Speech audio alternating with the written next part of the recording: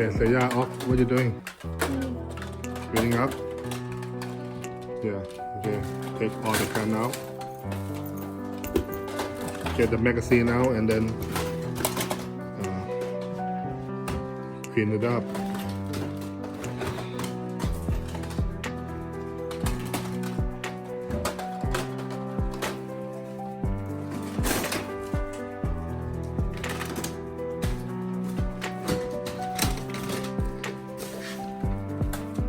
Hồng Lung เลิกเล่นแล้วใช่ไหมลูก ใช่ yeah we're cleaning the one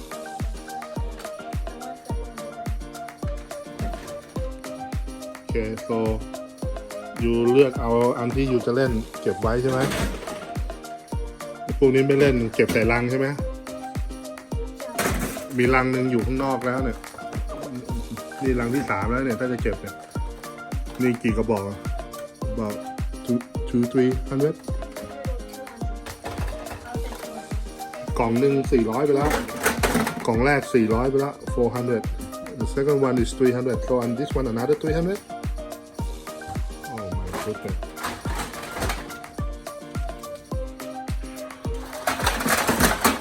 โอเคใส่เมื่อไหร่แล้วเรียกป้าแล้วกันป้าจะได้ย้ายไปไว้ในกระดาษโอเคแล้วอย่าลืมมาเอาดึงแมกกาซีนออกนะลูก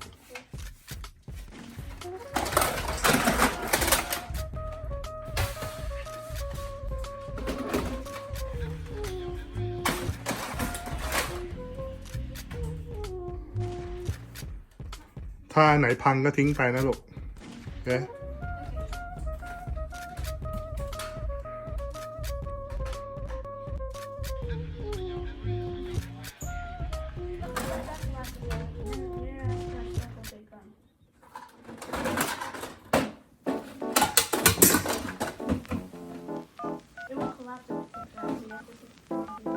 อย่าลืมแยกแมกกาซีนออกใส่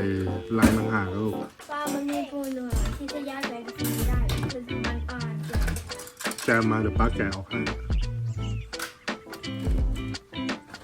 อันไหนไม่เอาก็ทิ้งใส่ถังขยะไป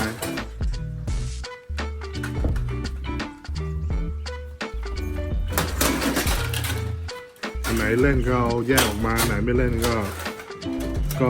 เอาวางรวมกันแล้วเดี๋ยวเอาไปใส่ลัง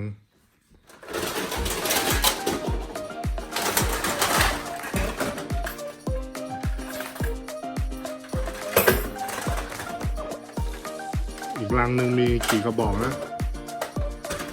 400อันนี้ก็น่าจะมีแล้ว200นะ